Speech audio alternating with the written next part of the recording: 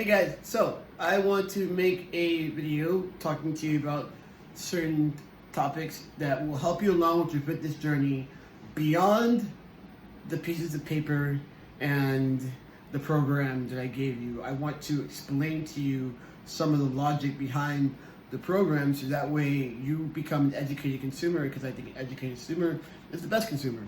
So let's talk insulin sensitivity. Insulin sensitivity is actually very important in health and fitness overall, and it's also more important for the bodybuilder, all right, or someone who's trying to build muscle and lose fat. Insulin is produced by the pancreas, right? What does insulin do? When we have elevated sugar levels, insulin goes into the bloodstream and removes the sugars, all right? Hopefully it gets transferred into something that we can use.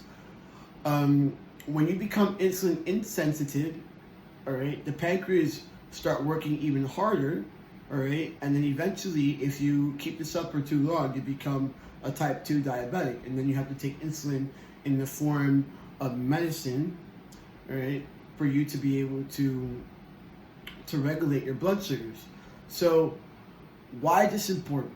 Okay, one, when we become insulin sensitive, when we eat carbohydrates, your body actually uses it for fuel and to store glycogen within the muscle, giving us a nice bubbly look. Right? Also, you want to make sure you have energy and stuff like that when you work out, right? So you don't want to be all sluggish and when you work out. So how do you improve insulin sensitivity? What are the things that you can do or not do to be insulin sensitive? So the very first thing you must be careful with is your inflammation. All right, now you're on a workout regime, you're working out. So working out actually does give you inflammation. So if you're gonna be working out, because that's part of also improving your insulin sensitivity and being healthy, it would behoove you, right, to make sure that you're drinking enough water, that you're taking your BCAAs and your EAAs to be able to recover from your workouts, that you're having adequate protein and adequate sleep. Those are things that are very, very important in any workout program. I don't care what you're doing. If you are not recovering from the workouts, you're not going to build muscle, and your cortisol levels are going to go up. That's going to help you retain more body fat. So sleep and recovery are key to any program that you do. I don't care whether it's weight loss or it's muscle building, right? The next thing you can do is you can avoid, you're gonna hear me say this a lot, avoid processed foods. So that includes protein bars, especially the protein bars you find nowadays where they have a lot of sugar and stuff like that. You want to avoid that. You also want to avoid foods that are high in sugar, all right? That includes fructose. Now, when you eat fruit, you wanna make sure the fruit is on a low glycemic end, or you want to make sure that you're having it around the time of your workout, all right? That is the best time to eat your food, so that way you can stay insulin sensitive. And here are some other things you can do to improve your insulin sensitivity you may have not thought of. Intermittent fasting improves insulin sensitivity. You can do that every once in a while. Maybe I would do that for like a weekend or something, if I was trying to lose weight. If I wasn't on my bulking phase, I would put in some days of intermittent fasting.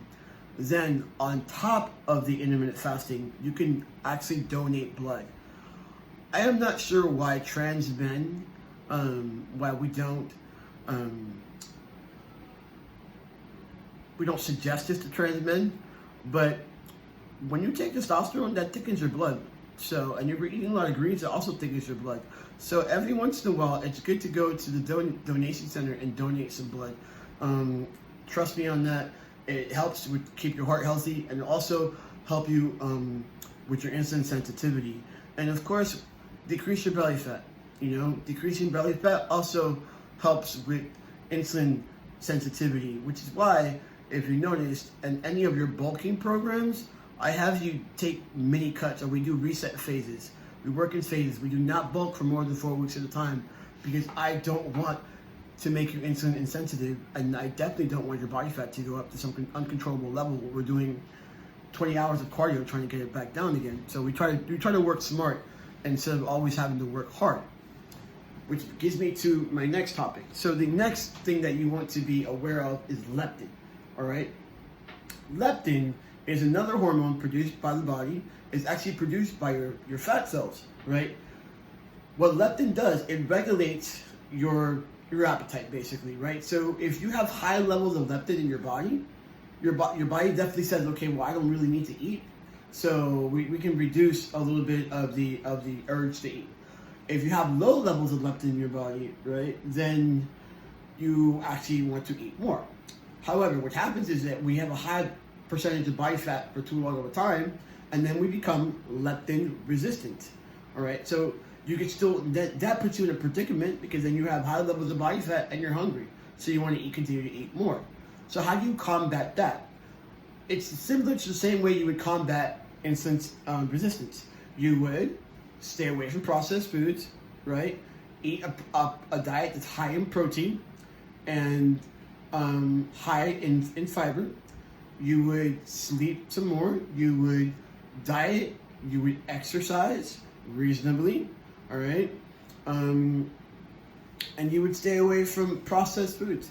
It's the same thing, but these two things are super important to understand when we're talking about fat loss and weight loss, okay?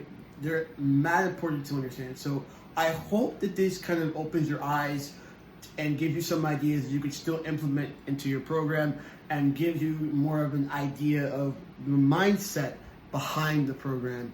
Thank you so much for letting me be a part of your fitness journey, and I will be talking to you very soon.